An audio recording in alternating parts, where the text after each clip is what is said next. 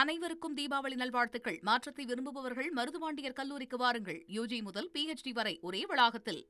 சித்தராமையா பொதுக்கூட்டத்தில் 12 பெண்கள் மயக்கமடைந்திருப்பதாக நமக்கு தகவல் கிடைத்திருக்கிறது. விவரங்கள் என்னவென்று கேட்டறிய இருக்கிறோம் நேயர்களே. விவரங்களோடு செய்தியாளர் பாரதி ராஜா இணைப்பில் இணைந்திருக்கிறார்.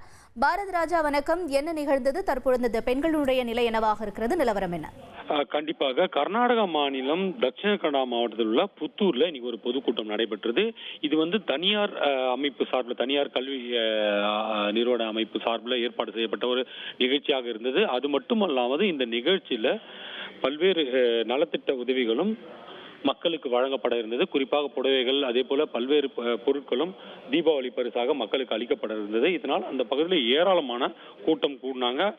அங்கு போதிய தண்ணீர் வசதி இல்லை அப்படின்னு சொல்லப்படுது. அதிக வெப்பம், அதாவது மக்கள் அதிகமாக கூடுனதால மூச்சு விட கூட நேரம் இல்லை அப்படின்னு மூச்சு விட கூட முடியாத ஒரு சூழல் ஏற்பட்டு அதனால 12 பேர் மயங்கி விழுந்தாங்க. இதுல 2 பேருக்கு முதலுதவி சிகிச்சை அளிக்கப்பட்டதன் காரணமா அங்கேயே குணமாயிட்டாங்க. மற்ற 10 பேர் தற்போது மூச்சு திணறலுடன் மருத்துவமனையில் அனுமதிக்கப்பட்டிருக்காங்க. அவர்களின் உடல்நிலை தற்போது சீராகி வருவதாக சொல்லப்படுது. முதல்வருடைய நிகழ்ச்சியில இந்த மாதிரி ஒரு சம்பவம் நடந்தது.